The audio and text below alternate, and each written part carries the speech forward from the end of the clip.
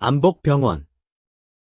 5성급 호텔처럼 화려한 외관으로 오랫동안 의료계의 사치를 상징하는 곳, 크리스탈 샹들리에 불빛 아래 말끔한 정장 차림의 직원들이 항상 북적이는 로비에서 환자들을 맞이한다.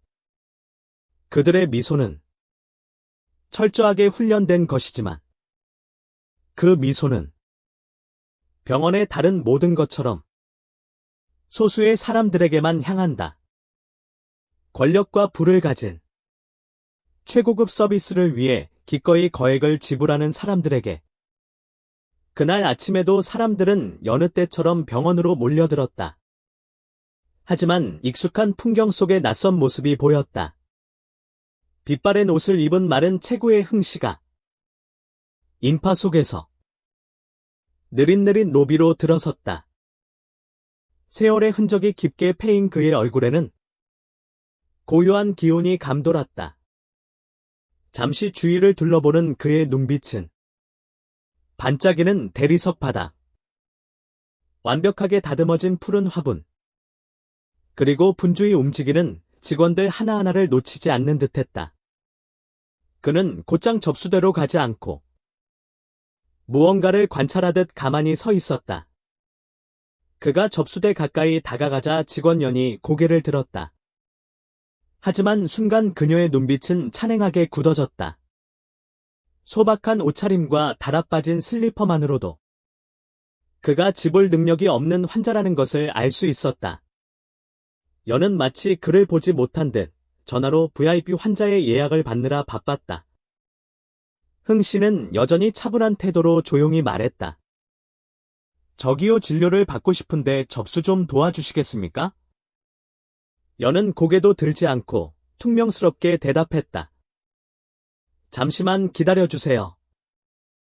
지금 다른 환자분 응대 중입니다. 그리고는 컴퓨터 화면으로 시선을 돌렸다. 모니터에는 바이 환자 목록이 줄줄이 떠올랐다. 흥 씨는 고개를 끄덕이고 한 걸음 물러서서 화려한 옷차림의 젊은 부부에게 자리를 내주었다. 여는 그들에게 눈부신 미소와 친절한 말투로 응대했다. 심지어 접수대에서 나와 VIP 구역까지 안내하기까지 했다. 흥 씨는 말없이 서 있었지만 그의 눈빛에는 슬픔이 어렸다. 접수대 한쪽 구석에서 수습 직원단은 모든 것을 조용히 지켜보고 있었다. 얼마 전부터 일을 시작한 나는 이곳에 흐르는 보이지 않는 압력을 이미 느끼고 있었다. 비싼 가방을 들거나 경호원을 동반한 환자들은 언제나 우선이었고, 흥 씨처럼 가난해 보이는 사람들은 늘 무시당했다. 나는 흥 씨에게 다가가 조용히 말했다. 할아버지, 제가 도와드릴까요? 흥 씨는 돌아보며 감사의 눈빛을 보냈다. 고맙구나, 얘야. 진료 접수를 하고 싶단다. 나는 고개를 끄덕이고 그를 가까운 의자로 안내했다. 그녀는 허리를 숙여 그의 상태를 자세히 묻고는 재빨리 접수증에 정보를 기입했다. 그동안 흥 씨는 무릎 위에 두 손을 모으고 가만히 앉아 난의 모습을 물끄러미 바라보았다. 지금 뭐 하는 거야 등 뒤에서 연의 날카로운 목소리가 들려왔다. 그만둬. 롱 씨가 곧 오실 거야. 그분 접수 준비해. 나는 고개를 들고 놀란 표정을 지었다. 하지만 언니, 이 할아버지가 먼저 오셨는데요. 말대꾸하지 마. 여는 난에게 다가오며 언성을 높였다. 롱 씨는 VIP 환자야. 그분이 병원에 얼마나 기부하는지 알아. 그런 분을 놔두고 이런 사람 접수를 하겠다고. 그녀의 시선은 흥 씨를 향해 경멸을 담고 있었다. 나는 조용히 앉아있는 흥 씨를 힐끗 쳐다보았다. 그의 얼굴에는 분노나 불만이 보이지 않았다. 그저 담담한 표정이었다. 마치 그녀가 어떻게 할지 지켜보는 듯했다. 나는 심호흡을 하고 똑바로 일어섰다. 죄송하지만 이 할아버지가 먼저 오셨으니 먼저 접수해드려야 한다고 생각합니다. 그 후에 롱 씨를 돕겠습니다. 로비의 공기가 순간 얼어붙는 듯했다. 여는 분노에 차 눈을 부릅뜨고 서 있었다. 주변 환자들이 고개를 돌려 이쪽을 쳐다보기 시작했다. 나는 이 결정으로 직장을 잃을 수도 있다는 것을 알고 있었다. 하지만 그녀의 마음속에는 정의감이 더 강하게 솟구쳤다. 여는 비웃으며 말했다. 그래, 내가 여기서 얼마나 버티는지 두고 보자. 그녀는 몸을 돌려 딱딱거리는 하이힐 소리를 내며 걸어갔다. 나는 다시 허리를 숙여 접수를 이어갔지만 그녀의 손은 떨리고 있었다. 흥 씨는 부드러운 눈빛으로 그녀를 바라보았다. 괜찮단다 얘야. 나 때문에 곤란에 처할 필요 없어. 괜찮아요 할아버지. 나는 차분하지만 단호한 목소리로 대답했다. 옳은 일은 언제나 해야 한다고 생각해요. 흥 씨는 잠시 그녀를 바라보다가 고개를 끄덕였다. 그의 주름진 눈가에 작은 빛이 스쳤다. 믿음과 희망의 빛, 안복병원 로비의 공기는 흥 씨가 말없이 기다리는 동안 더욱 답답해지는 듯했다. 화려한 샹들리의 불빛이 반짝이는 대리석 바닥에 반사되었지만 그의 눈에는 모든 것이 흐릿한 그림처럼 보였다. 나는 주변의 압박감이 커져가는 가운데서도 애써 침착함을 유지하며 필요한 정보를 마저 입력했다.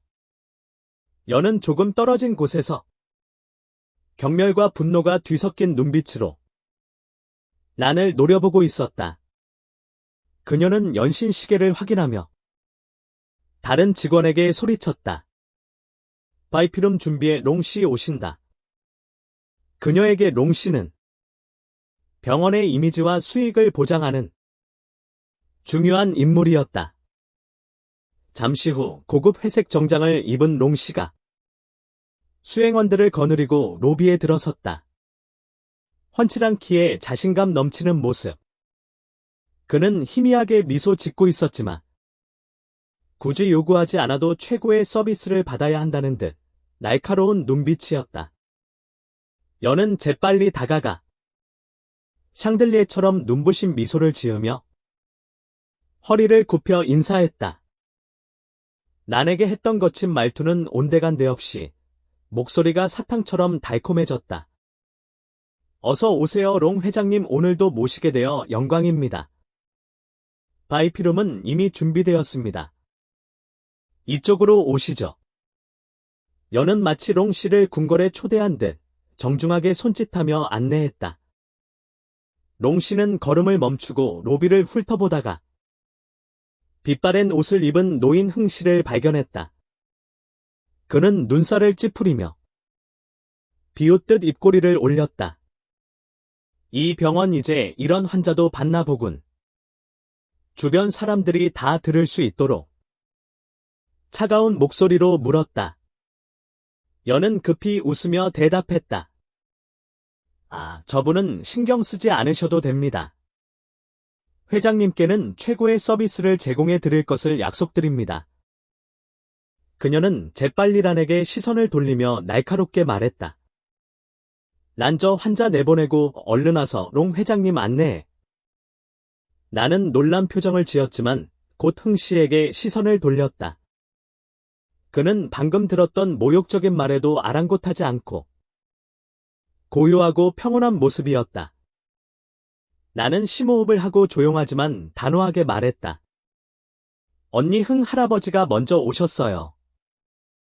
먼저 이분 접수를 마치고 롱 회장님은 돕겠습니다. 여는 할 말을 잃고 잠시 멍하니 서 있다가 비웃었다. 네가 뭔데 여긴 병원이지 자선단체가 아니야. 병원에 큰돈을 기부하는 롱 회장님은 놔두고 돈도 없는 노인네를 돕겠다고. 그녀의 날카로운 목소리가 로비에 울려 퍼지며 분위기는 더욱 긴장감에 휩싸였다. 나는 곧바로 대답하지 않고 흥 씨의 평온한 눈빛에서 용기를 얻으려는 듯 그를 바라보았다. 죄송합니다. 나는 차분하지만 확신에 찬 목소리로 말했다. 모든 환자는 누구든 존중받고 공평하게 대우받아야 한다고 생각합니다. 흥 할아버지가 먼저 오셨으니 먼저 접수를 마치고 다른 분을 돕는 게 맞습니다. 란의 말은 숨막히는 로비의 공기를 날카롭게 꿰뚫었다. 연은 눈을 부릅떴지만 아무 말도 하지 못했다. 분노가 그녀의 얼굴에 가득했다. 옆에 서 있던 롱씨가 비웃음을 터뜨렸다. 이 병원이 공평함으로 운영된다고 생각하나 나 같은 사람들이 없으면 당신 같은 직원들이 여기서 일할 수 있을 것 같아. 나는 롱씨를 향해 고개를 살짝 숙이며 정중하게 말했다. 회장님의 기부에 감사드립니다. 하지만 공평함이라는 가치를 잊는다면 그 기부 또한 의미가 없어진다고 생각합니다. 긴 침묵이 흘렀다. 로비에 있던 사람들은 수군거리기 시작했고 호기심과 존경이 담긴 시선으로 란을 바라보았다. 연은 더 이상 참지 못하고 란에게 다가가 손가락질하며 거의 소리를 질렀다. 너 지금 상황 파악 안 돼. 내가 큰일을 저지르고 있다는 걸 몰라. 당장 시키는 대로 안 하면 바로 보고해서 해고시킬 거야. 흥 씨는 여전히 말이 없었지만 고개를 들어 평온했던 눈빛에 슬픔과 실망이 어리는 것을 숨기지 못했다. 나는 흥 씨를 돌아보았다. 잠시 당황한 듯 보였지만 곧 심호흡을 하며 마음을 다잡았다. 알겠습니다. 제 결정에 책임지겠습니다. 공기는 더욱 무겁게 가라앉았다. 연은 얼굴이 불그락푸르락해진 채 서 있었고 롱씨는 불만스러운 표정으로 눈살을 찌푸렸다. 그는 차가운 목소리로 연에게 말했다. 저런 직원은 왜 아직 여기 있지? 병원 이미지만 나빠질 텐데. 당장 조치 안 하면 나 다른 병원으로 가겠어. 연은 두려움에 질린 눈으로 재빨리 돌아서며 대답했다. 네, 회장님, 당장 처리하겠습니다. 조금만 시간을 주십시오. 하지만 연이 말을 마치기도 전에 입구에서 났지만 단호한 목소리가 들려왔다. 아무도 처리할 필요 없소. 처음부터 무슨 일인지 내가 직접 듣겠소. 모든 시선이 방금 들어온 남자 병원장인 파씨에게로 향했다. 그는 로비를 둘러보며 란에게 잠시 시선을 멈췄다가 연과 롱씨를 지나치듯 바라보았다. 그의 미간은 심각하게 찌푸려져 있었다. 란은 두 주먹을 꽉 쥐었다. 눈빛은 단호했지만 심장은 빠르게 뛰었다. 앞으로 벌어질 일이 쉽지 않을 거라는 것을 예감했다. 팥병원장은 느린 걸음으로 접수대로 걸어왔다. 날카로운 눈빛으로 주변을 훑으며 지나가자 로비의 공기는 더욱 무겁게 내려앉았다. 그의 구두가 대리석 바닥에 부딪히는 소리만이 정적을 깨뜨렸다. 그는 접수대 앞에 멈춰서서 고든 자세로 서 있는 난을 바라보았다. 난의 눈에는 단호함과 함께 감출 수 없는 불안함이 서려 있었다. 연은 초조함과 두려움이 뒤섞인 표정으로 뒤로 물러서며 병원장 앞에서 어떻게든 자신의 이미지를 지키려 애썼다. 여기 무슨 일인가? 팥 병원장이 낮고 차분하지만 묵직한 압박감이 느껴지는 목소리로 물었다. 모두가 숨을 죽였다. 연은 곧바로 나서서 애써 침착한 척 빠르게 말했다. 원장님, 수습 직원인 난이 제 지시를 따르지 않았습니다. 바이피 환자인 롱 회장님은 우선 접수하도록 했는데 일반 환자를 먼저 처리하겠다고 고집하며 이런 소란을 일으켰습니다. 조금 떨어진 곳에 서 있던 롱 씨가 경멸하는 투로 끼어들었다. 저 직원은 우선순위라는 걸 모르는 것 같군. 난 이 병원에 많은 기부를 하는데 다른 환자들과 똑같이 취급받을 이유는 없지. 정말 실망스럽군. 나는 심호흡을 하고 침착함을 유지하려 애썼다. 이제 더 이상 침묵할 수 없었다. 그녀는 팥병원장을 똑바로 바라보며 단호하게 말했다. 원장님 규정을 어기려는 의도는 없었습니다. 하지만 흥 할아버지가 먼저 오셨고 그분의 접수를 먼저 처리해야 한다고 생각했습니다. 우리 병원은 모든 환자를 공평하게 대해야 한다고 배웠습니다. 팥 병원장의 눈에 잠시 불쾌한 기색이 스쳤지만 그는 침착함을 유지했다. 난 바이큐 환자 우선 정책이 병원 운영에 얼마나 중요한지 알고 있나. 그분들이 없으면 병원이 유지될 수 없다는 것도. 나는 팥병원장의 눈을 똑바로 쳐다보며 떨리는 손을 꽉 쥐었다. 알고 있습니다. 하지만 공평함을 잃는다면 이 병원의 가치도 퇴색될 것입니다.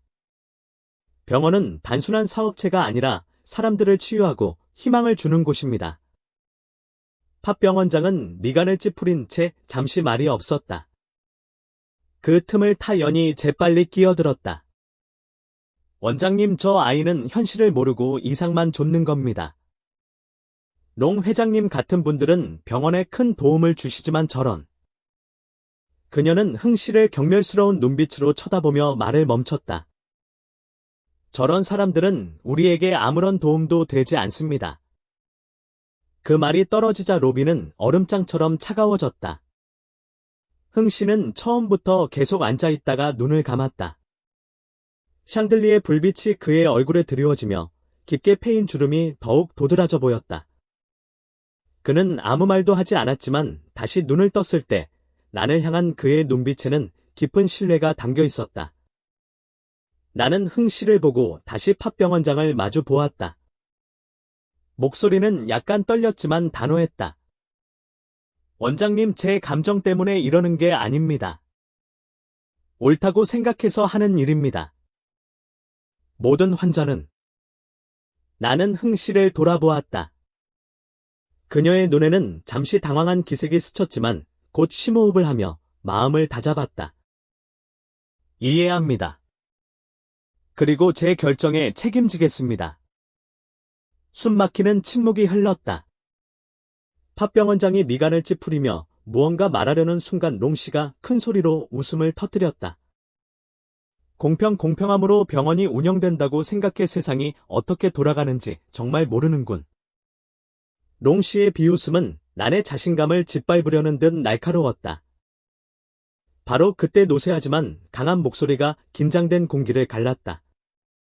그 아이는 당신 생각보다 세상을 잘 알고 있을지도 모르지.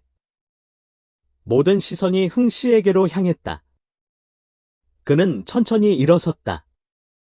말은 체구였지만 묘한 위험이 느껴졌다. 흥 씨는 롱 씨와 연 그리고 팥병원장까지 차례로 훑어보는 듯한 눈빛을 보내다가 란에게 시선을 멈췄다. 내가 여기 온 건 특별 대우를 받으려는 게 아니오.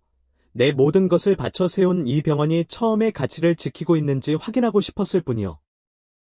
그의 말은 고요한 하늘에 내리치는 번개처럼 좌중을 압도했다. 연은 충격에 휩싸인 듯 눈을 크게 떴다. 팥병원장은 순간 얼굴이 굳었지만 곧 더욱 깊게 미간을 찌푸리며 감췄다. 애써 태연한 척하던 롱 씨의 얼굴에도 당황한 기색이 역력했다. 나는 눈을 크게 뜨고 흥 씨를 바라보았다. 큰 변화가 다가오고 있음을 느꼈지만 그것이 무엇인지 확신할 수 없었다. 흥 씨는 팥병원장에게 천천히 다가갔다. 그의 눈빛은 단호했지만 분노는 없었다. 팥원장, 이 병원이 처음 설립되었을 때의 이념을 아직 기억하고 있길 바라오. 로비는 정적에 휩싸였다. 모든 시선이 흥 씨에게 집중되었다. 그가 무슨 말을 할지 모두 숨죽여 기다리고 있었다. 그리고 바로 그 순간 모든 것이 바뀌기 시작했다. 흥 씨의 말이 끝나자 병원 로비는 숨막히는 침묵에 잠겼다. 팥 원장과 롱 씨를 비롯한 모두가 얼어붙은 듯 움직이지 않았다. 흥 씨는 말은 체구였지만 그의 말에는 사람들의 마음을 흔드는 힘이 있었다. 그는 눈앞의 사람들을 일깨울 뿐만 아니라 오랫동안 잊혀졌던 무언가를 다시 떠올리게 했다. 안복병원은 부를 축적하거나 권력을 과시하기 위해 세워진 곳이 아니오. 그의 목소리는 차분했지만 힘있게 울려 퍼졌다. 처음부터 내가 세운 이념은 모든 환자는 신분이나 배경에 상관없이 존중받고 인간적인 대우를 받으며 치료받아야 한다는 것이었소. 하지만 오늘 그 가치가 잊힌 것을 보게 되었소. 팥병원장은 애써 태연한 척했지만 눈빛에는 불안감이 스쳤다. 평소 거만하던 롱 씨는 마치 권력을 빼앗긴 듯 힘없는 모습이었고 연은 얼굴이 하얗게 질린 채 입술을 깨물고 뒤로 물러섰다. 흥 씨는 한 걸음 더 다가가 팟 원장에게 시선을 고정했다. 팟 원장, 내가 당신에게 이 병원을 맡긴 건 내가 세운 이념을 이해하고 있다고 믿었기 때문이요. 하지만 오늘 본 것들은 우리가 언제부터 환자를 돈으로 차별하기 시작했는지, 그리고 이곳이 사람을 살리고 희망을 주는 곳이라는 사실을 잊었는지 의문을 품게 만드는군. 팟 원장은 고개를 숙였다. 하지만 흥 씨는 거기서 멈추지 않았다. 그는 슬픈 눈빛으로 연에게 시선을 돌렸다. 연 씨, 당신은 환자들이 병원에 들어설 때 가장 먼저 마주치는 사람이요. 당신의 역할은 단순히 정보를 기록하고 환자를 분류하는 것이 아니라 모든 사람에게 환영받고 존중받는다는 느낌을 주는 것이요. 하지만 오늘 당신의 행동은 그 사실을 잊었다는 것을 보여주는군. 연은 무언가 변명하려 입을 열었지만 흥 씨의 단호한 시선에 말을 잇지 못하고 고개를 숙였다. 무거운 침묵이 계속되었지만 이제 흥 씨의 말 하나하나가 사람들의 마음속 깊이 파고드는 듯했다. 잠시 침묵하던 롱 씨가 마침내 입을 열었다. 그의 목소리에는 여전히 거만함이 남아 있었지만 불편한 심기를 감추지는 못했다. 흥 선생, 당신이 이 병원의 설립자라는 건 알지만 나 같은 사람들이 없으면 병원이 발전할 수 없다는 것도 인정해야 할 거요. 나는 최고의 서비스를 받을 자격이 있어. 흥 씨는 화를 내는 대신 차분하지만 날카로운 눈빛으로 롱 씨를 바라보았다. 롱 회장, 당신의 기부에 감사하고 있어. 하지만 그 기부는 병원의 발전에만 기여하는 게 아니길 바라오. 공평함이 부유한 사람들의 가치를 훼손하는 것이 아니라 오히려 모두가 존중받는 더욱 강한 공동체를 만드는 초석이 된다는 것을 알아주었으면 하오. 잠시 생각에 잠겼던 롱 씨가 고개를 끄덕였다. 흥 선생님, 제가 제 권리만 생각하느라 이 병원이 다른 사람들에게 져야 할 책임을 잊고 있었던 것 같습니다. 깨우쳐 주셔서 감사합니다. 앞으로도 병원을 지원하겠지만 이번에는 어려운 환자들을 위해 별도의 기부금을 내겠습니다. 그들도 도움받을 자격이 있습니다. 롱 씨의 말에 모두가 놀랐지만 동시에 희망의 빛을 보았다. 나는 가만히 미소 지었다. 작은 노력이 생각보다 큰 변화를 만들어냈다는 것을 깨달았다. 마침내 흥 씨는 압력에도 굴하지 않고 옳은 일을 한 젊은 수습 직원 란 앞에 섰다. 란흥 씨는 따뜻하면서도 엄숙한 목소리로 말했다.